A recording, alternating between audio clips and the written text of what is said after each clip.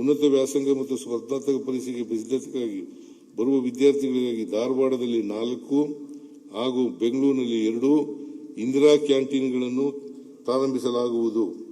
ಕಲಬುರಗಿ ನಗರಕ್ಕೆ 224/7 ಶಾಶ್ವತವಾಗಿ ಗುಣಮಟ್ಟದ ನೀರನ್ನು ಒದಗಿಸಲು ಅಂದಾಜು 1,863 ಕೋಟಿ ರು ವೆಚ್ಚದ ಕಾಮಗಾರಿಗೆ ವಿಸ್ತೃತ ಯೋಜನಾ ವರದಿಯನ್ನು ಸಿದ್ಧಪಡಿಸಲಾಗುವುದು.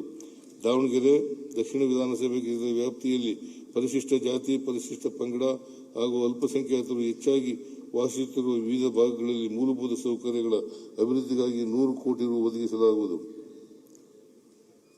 ಇಂಧನ ರಾಜ್ಯದ ಬೆನ್ನೆಲುಬಾಗಿರುವ 21 ಲಕ್ಷ ರೈತರ ಕೃಷಿ ಚಟುವಟಿಕೆಗೆ ಜೀವನಾಡಿಯಾಗಿರುವ 36 ಲಕ್ಷಗಳಷ್ಟು ನೀರಾವರಿ ಪಂಪ್ಸೆಟ್ಗಳಿಗೆ ಉಚಿತ ವಿದ್ಯುತ್ ಸಹಾಯಧನ ಯೋಜನೆಯಡಿ ಕಳೆದ 3 ವರ್ಷಗಳಲ್ಲಿ 48,000 ಕೋಟಿ ರೂಪಾಯಿ ಒದಗಿಸಲಾಗಿರುತ್ತದೆ. ಪ್ರಸಕ್ತ ಸಾಲಿನಲ್ಲಿ 19,890 ಕೋಟಿ ರೂಪಾಯಿಗಳನ್ನು ಒದಗಿಸಲಾಗಿದೆ.